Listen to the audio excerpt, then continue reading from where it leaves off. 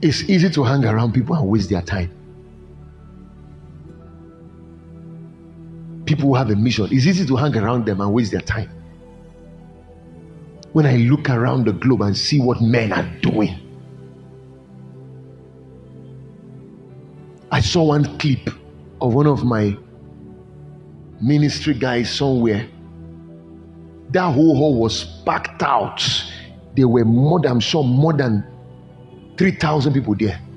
Everybody had their hands on each other's shoulders somewhere at the altar, holding the altar. If you see the energy, the prayer going on there, say, hey, these are people who know they came to fulfill everything written concerning them in the volumes of books. They're not looking at the man of God, though.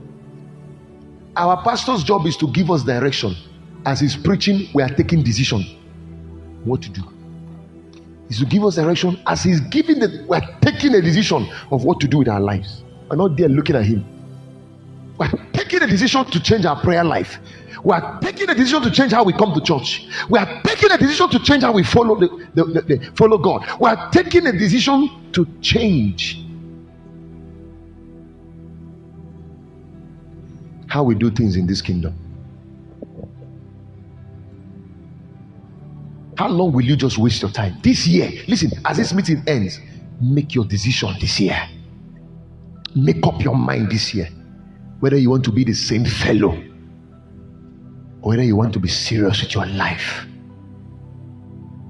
Why not have hunger to go back? And even if you don't know how to pray, just be saying, Father, Lord, Father, Lord, Father, Lord, Father, Lord, Father, Lord, Father, Lord, Father, Lord, Father. Just be saying, Father, Lord, Father, Lord, Father. Just be saying it.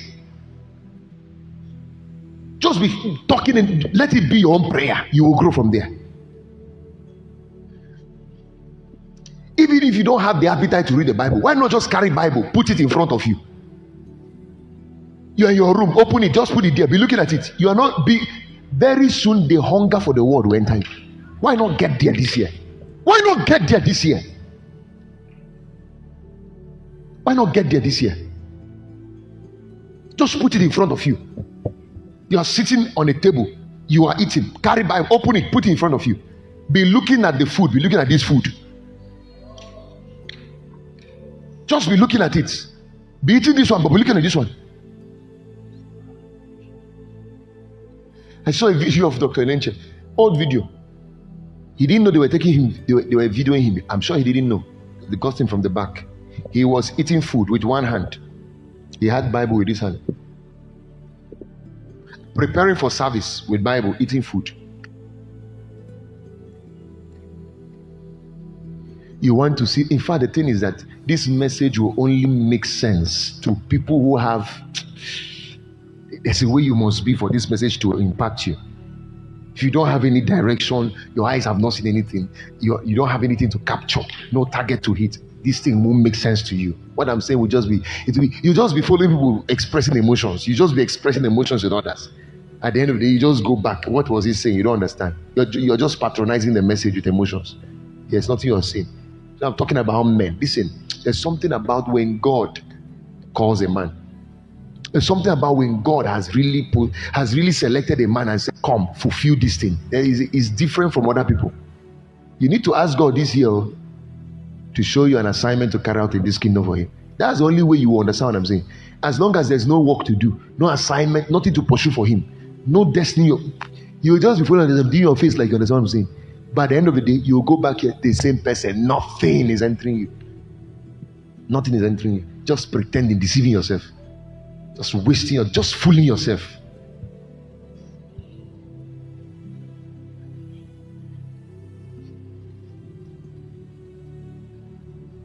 Hebrews chapter 1 verse 3. Hebrews 1 verse 3, please put it up fast. I found out something happened to my energy in this place, in this territory. The kind of energy, drive, passion, zeal. There was a time I started looking for it. I said, ask myself, guy, where are you? This is not you. Everything hanging around you is too weak to power your kind of vision. Too weak. They are relaxed. Relaxed. Some of you don't know you sleep. Oh. Some of you don't know you sleep. You just lie down. When they open your door, that's when you remember you have taken off. You are scaring me. Some of you don't know you sleep. As long as you just hit the bed, like there's some of you I watch walk into maybe a room, and 1 minute following you to check, you have slept off, and you are deeply asleep within just 1 minute. You are dead. There's nothing we are talking about. You need revival.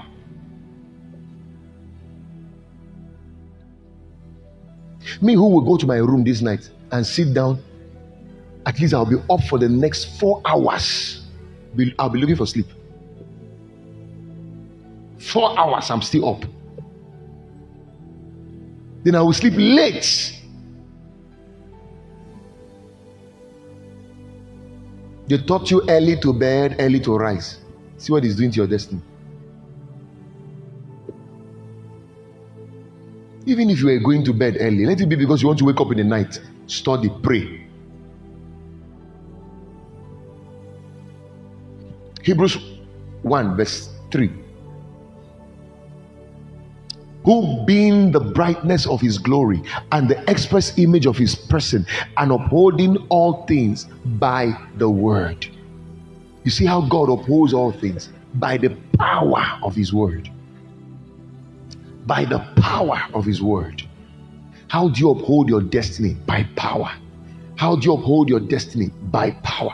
How do you uphold that business? By power. How do you uphold that ministry? By power. How do you uphold that family? By power. How do you uphold your life? By power. Listen, even if there's nothing else to uphold, at least uphold your own life now. Uphold your life by power. I'm not even saying you should uphold any other person. Uphold your own first by power.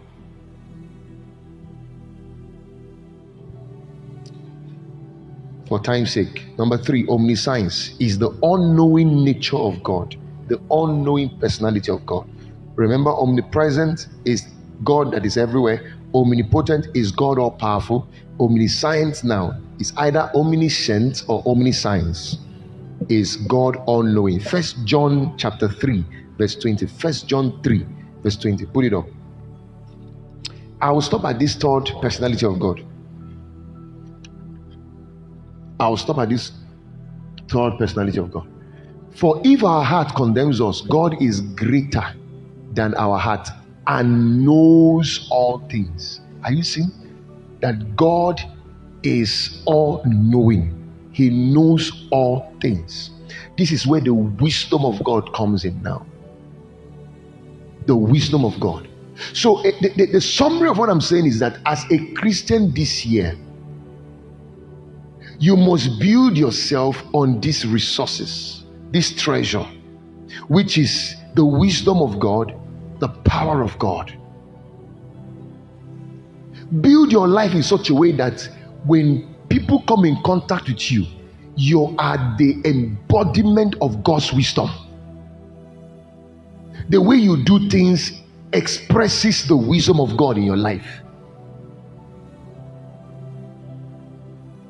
Be the Christian who is an expression of the power of God. That demons cannot come around you and terrorize you. Be the Christian whose spiritual capacity is enlarged this year. The kind of Christian who does not have room for spiritual laziness or docility. Because when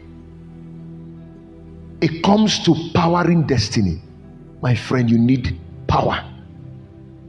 When it comes to navigating the road and the roots of destiny, you need wisdom.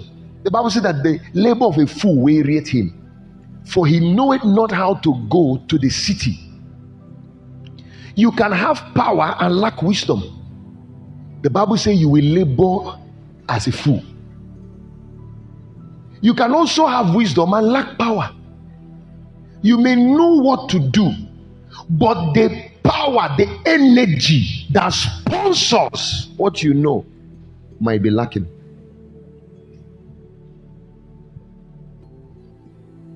Imagine this whole city. We have churches in this city, like this one.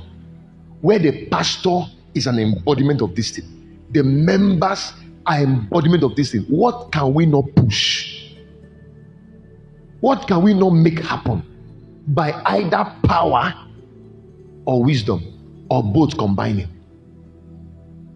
What can we not push? What project can we not deliver on? If we have people whose mind are sound, when you consult them, they are like Joseph. They know what to do to solve a problem. Then they have the power, the enablement, the empowerment. They have faith. A man who is not pursuing power cannot have faith. You know, faith is a form of empowerment. When the Bible talks about putting on the whole armor of God, you don't put on this armor by just it's not something that happens like that. It's not rocket science. Putting on the armor does not happen by chance. Putting on the whole armor happens as you attend to the things that build you up spiritually. There is a side you must attend to, the word of God, to build your faith. There's a place you must attend to prayer. There's a place you must attend to worship. There's a place, there are different resources to attend to be a carrier of the armor. You want to carry the shield of faith, yet you're not a word addict. You will never have faith. What you will have is faith. F-A-T-E. Your life will be abandoned to faith. And you know what faith means? A chance. The outcome can be positive, the outcome can be negative. That's faith. You just live your life to faith. Things will just determine what they give you. Anything life gives you, this is faith at work. F-A-T-E. But people who carry the shield of faith determine their own faith. Nothing can determine their faith except that they are the architect of their own life. By faith. You didn't hear the Bible says about the men of Hebrews 11, the heroes of faith. Didn't you read about them? To see incredible things that they did. Read Hebrews 11 from verse 1 and down all the way, and see what men did for God. Look at your generation. Can't do nothing. Weak, dried, dead. They can't see one space and say, Father, I have read and I have heard about the exploit of Abraham. I have seen, I have read and I've heard about the exploit of John Gillick. I have read, I have seen the exploit of Idahosa. And then there are even living legends today doing wondrous things in this kingdom. Father, what I need is one space to show faith. One space. I want to also have the opportunity to do something big for you. I heard how Papa Chris Oyakilome went to a university owned by Papa Idahosa of blessed memory and asked them to give him one faculty to build. He built them an engineering faculty that took him 1 billion naira to build. I heard how a certain apostle in Macaulay somewhere built a free hospital and donated it to a whole state and said it is free. They have doctors volunteering there, working there. By faith, they did these things. I have heard stories upon stories of men. Time will fail me to tell you about what men did by faith. We have church members today who only come to church. In fact, coming to church is a struggle. They don't have any exhibition of the life of faith.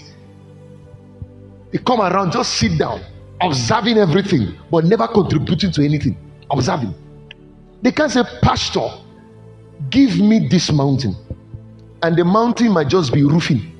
Give me half of this roofing. I will carry it by faith. Pastor, give me the rugging of this church. Half of it, I will carry it. I don't need money in my account. I need faith to carry it. Pastor, give me the church bus project. I will carry it. You don't have such people like that again in this dispensation. Where are they? The kind of Christians we have now are Christians who are always coming to the pastors to tell the pastor their need. Christians who are coming to pastor to tell pastor, the speaker has burnt. So we thought we should let you know. What a dead Christian is that? Pastor Keyboard is no longer working, no. Foolish Christian. Mumushous Christian. The keyboard stop working. Rakapata. I will change you tomorrow. They go and buy a bigger one and put it in the church. And they are playing it. Church keyboard. Those are the kind of Christians we want to see return. Not Christians who are looking up to pastor for everything.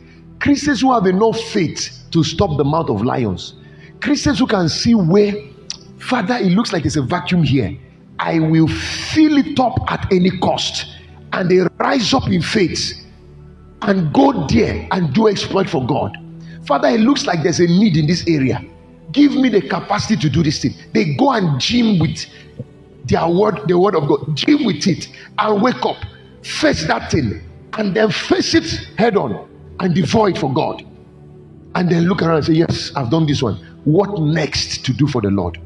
Don't you want to, if a Bible is reading tomorrow, don't you want your name to be written in the New Hebrews? If a New Hebrews is written, don't you want your name to be written there, that this was your exploit of faith? What have you done for God since you were a Christian? Since you became a Christian, what have you done for God? Have you built God a house? Have you given God cement? Have you given God a roof? Have you bought God a speaker? Have you given God anything that cost you something? Like David said, I cannot give to the Lord anything that cost me nothing. I can't. I can't give to God that which cost me nothing. I can't. Can you be such a Christian this year who will take your walk with God serious? Who will live as an ambassador of the kingdom?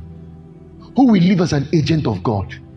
Whose life will revolve around making God proud? When will your membership end and your citizenship start? When will your membership end and your ambassadorship as a kingdom person start? When? When?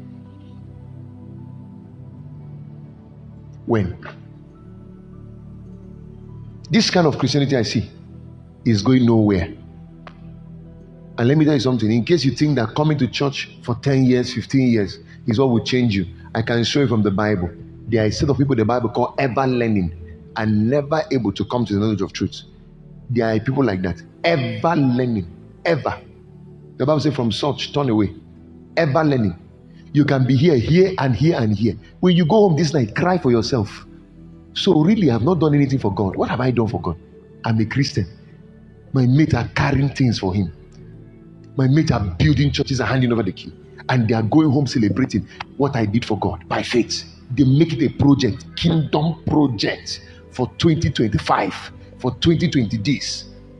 I will buy the church a bus. I will build a 1,000-seater church. I was reading the story of a particular message, that was posted somewhere. It was the son of my father in the Lord who wrote that message, and he was thanking him for the last concluded meeting they had last year, and some things inside that he got from that meeting.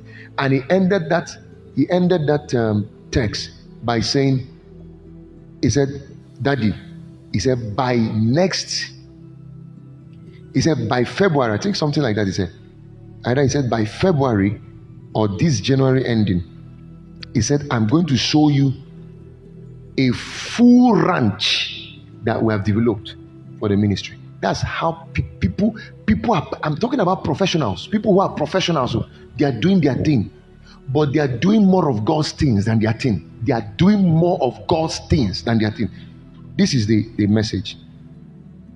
I need to read it for you, so you don't think that everybody's like you. You don't think so. You see, there's need. Cheers is a need. As a young lady, you cannot go into your room. Rakata, rakata, rakata, rakata. Faith for 100 chairs. Rakata, rakata. I carry this burden. I carry this burden.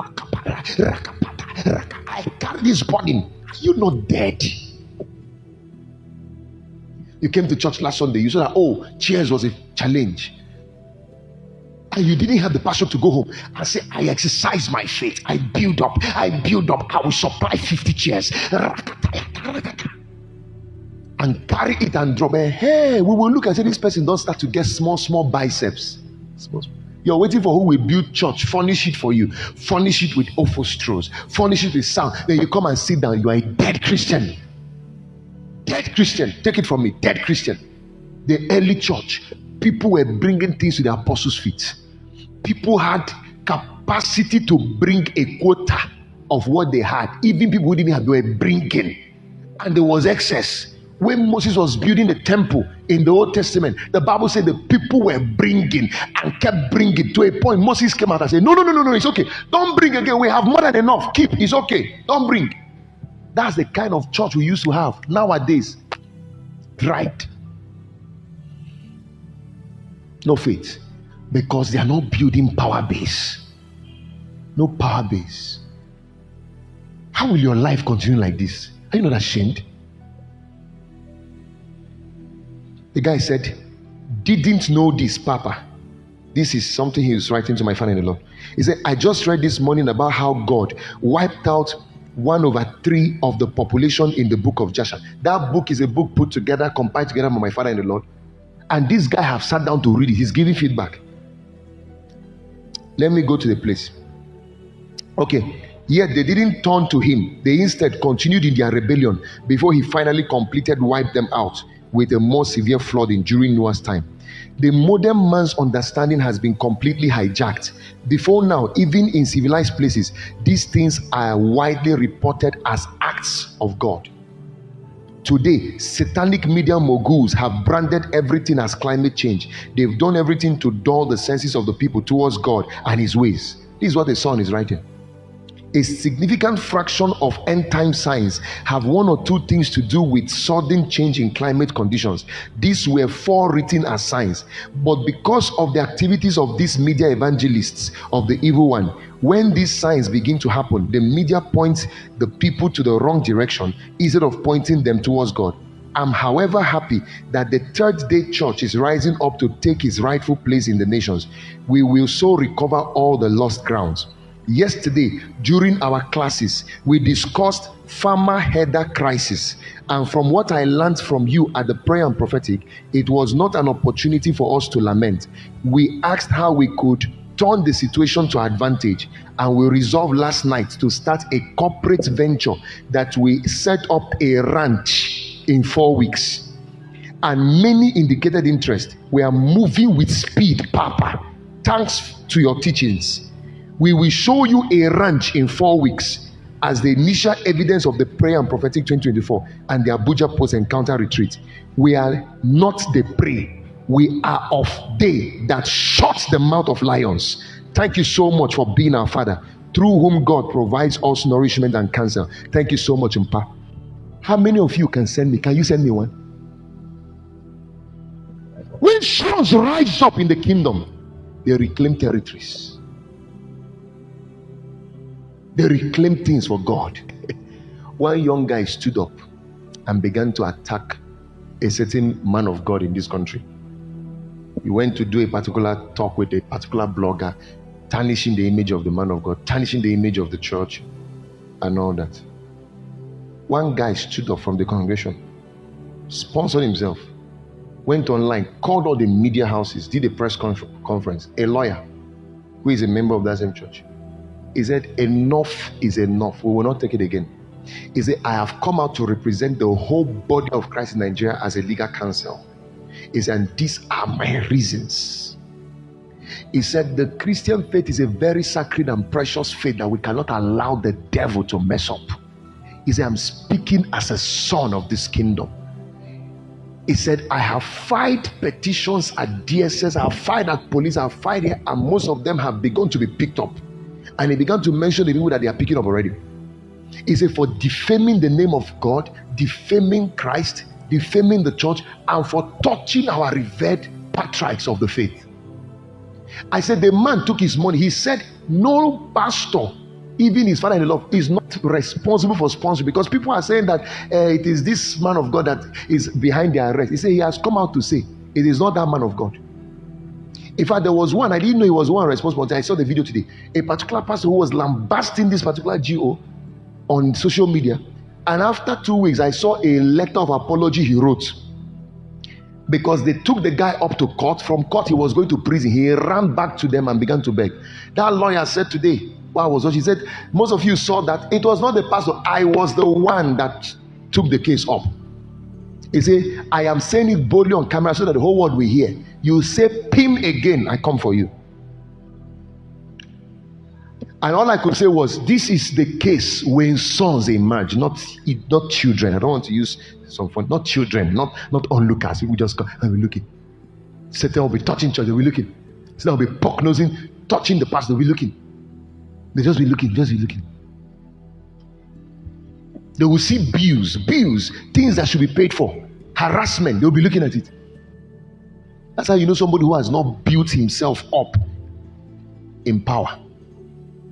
When a Christian is empowered, one small thing that touches the church is enough to make him pray the whole night. And when he wakes up in the morning, he's coming out with a solution. Father, this thing that happened, no, this night I'm not sleeping. This night I refuse to eat. I will pray the solution to this problem out. Whatever the cost, I die here with you tonight, Lord. And tomorrow morning he's waking up not to think about it, is to produce the result. I'm tired of the kind of people I see here. People you can't walk with. Can run here, run there. Please come close. Let's get busy. They will do you the more you look, the less you see. Every time you're promising and failing, every time you're rising and standing or rising and falling, where will you stand? The Bible says, have you done all to stand? He says, stand therefore. We're no longer looking for members. We need soldiers here. We're looking for members. This year of Kairos, listen, if we're going to see Kairos things happen here, it's going to be on the shoulders of giants. It's going to spiritual giants, men who say enough is enough. We will bet solution to this problem. We will bet answer to this. Stop coming around me and wasting my time. If you're not coming to say, Pastor, which mountain am I taking for you? Which mountain are we taking for God? Pastor, what are we doing today? Pastor, what next? Pastor, if you're not doing that, please stay far from me. You know, when words like this come, the fakeness in people start showing forth. Those who are pressing phone will be pressing phone. Those who are not comfortable will not be comfortable. All kinds of drama will be happening. That's how you know fake people. This year, most of you will stay far from me. I owe you that. There's sometimes I sit there and like, why are you giving this person access? See how this person is taking advantage of you just because of access. But this person has never really shown you that he or she cares about your work, cares about your mandate. This person is willing to go the extra mile for God's house. That person has not shown you that. Why are you giving this person access? When was the last time you walked to me and said, Pastor, please, I want to do this, do this. You are trying, you are doing. Give me one thing to do. Then I will look at you and say, truly, the closeness I give this brother, the closeness I give this sister is worth it finally. Is worth it. Some of you who are users, you can use people to get what you want and be happy, but you will never go the extra mile for them. As long as it doesn't give you your own pleasure or give you your own satisfaction, you are not interested in what they are doing. That's why we're multiplying fake human beings in the kingdom today. We need to cry to God today. Listen, 2025, the story cannot be as usual. You either carry your bag, see road here and be going. And I'm saying it on camera. Any pastor who wants to play game with his ministry should go ahead and play. Reverend Abah doesn't do that here. I don't play game with me. If you know you're going to play game this year of Kairos, carry your bag and be going. If you know this year you will write a goal of, see, this year I win for God 100 souls. I win for God 200 souls. And every service as I'm coming, I will drag them and be coming like this. Every meeting I'm coming, I will drag them and be coming. This year, my offering is going to be at this level. Look at how people are arguing about tithes, arguing about first fruit. Have we backslided so much like that in this country? What a mess. So it's a crime if God said, give me your first and take the rest. What a perverse generation. What a failed generation. What a mush. People can go to a club and spend as much as a year's salary in one night. God's kingdom is so deserving of your money. And some of you come to church and sit down, waiting for the day to be your turn to also attack. What a mess. A pastor who labors for years, preaching the word, season out of season. How many of you are consistent with this meeting? I was consistent for 12 days. Every day I showed up and I preached. That pastor is not deserving of your honor.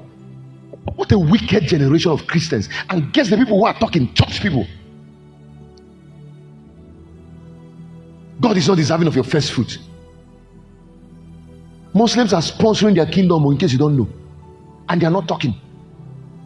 They are opening free schools. And people are building it. They are setting up systems here and there.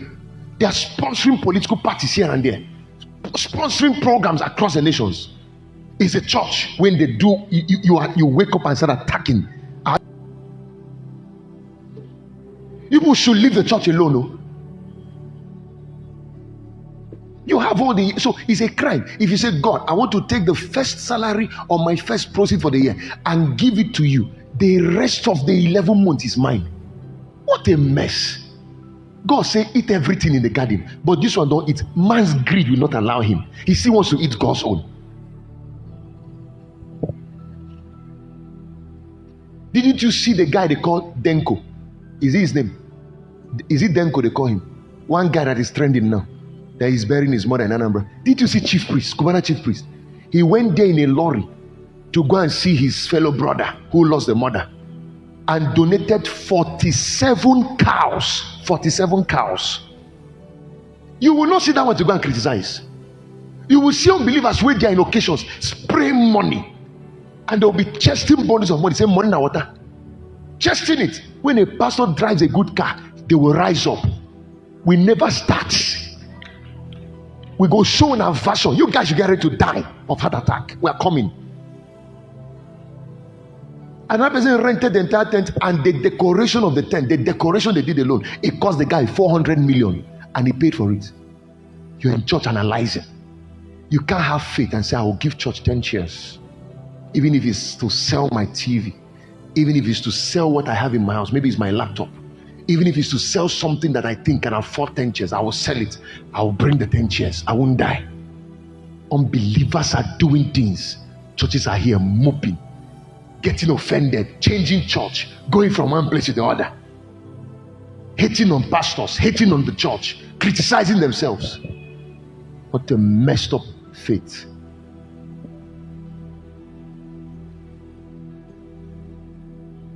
If you don't want to be part of this kingdom, go and join them out there. And leave people who want to be part of it to be part of it for real. If you say you're part of this kingdom, show it by your involvement. Let this kingdom cost you blood. Listen, if in the underworld, the other side of the world, they know the value of shedding blood, here too we shed blood. We don't shed it by shedding human lives. We shed it by sacrifice. We give up things here to go up. It's a rule of life.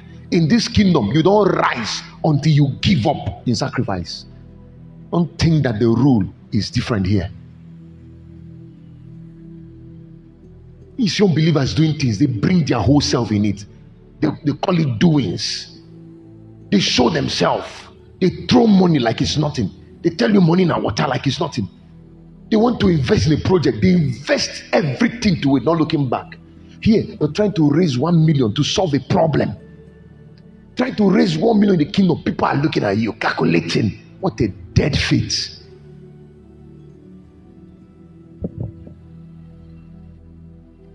Stand on your feet. There's an anger. Listen, I've been burdened since morning. Something has been raging in my heart. I knew I was angry, but I couldn't quite place what it is. There were many things that was flooding my heart. I'm a defender of this faith. I hate to see what is going on in this faith. People fighting this faith like this faith. Are we the only ones? I didn't know that faith. When will you guys start fighting native doctors? What is going on? Why are you fighting the church? Now we do pass. What has pastors done to the world? And you know why it's happening? Because the people we have in the body of Christ are not even Christians to start with. They're not born again. They just came to church looking. They're not born again. They're agents of hell. They're not born again. If they are truly born again, you know you can never lift a heel against the cross. You can never come against the saving cross of Jesus. You can't. You can't even dare. You won't have the boldness. Where is the honor of the cross that you say you are a representative of? Where's the honor of the faith you say you represent?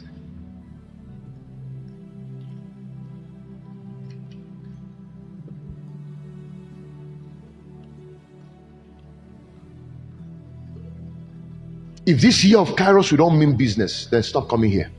Let's go and join the world out there and play with them. This year I want to see your bruises for God. I want to see pains you took for Him. I want to see risk you took for Him. I want to see things that almost befell the church and you said, I'd rather die. Put the weight on me. I want to see Simons of Syrians rise this year and say, no way. This cross will not break on the shoulders of this man. No.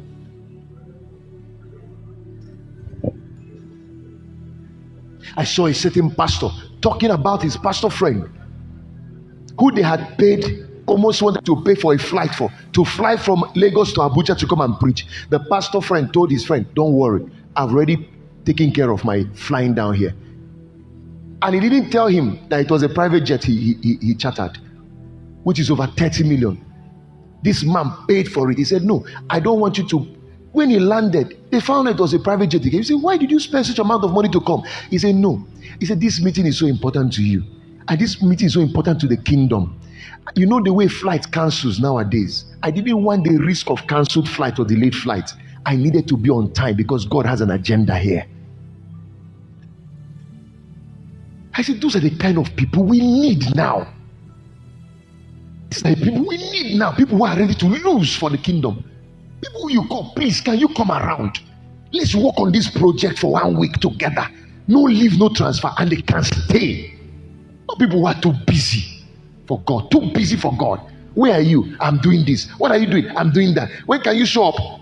Maybe later in the day, sir. When can I'm like, is this how Christianity is done?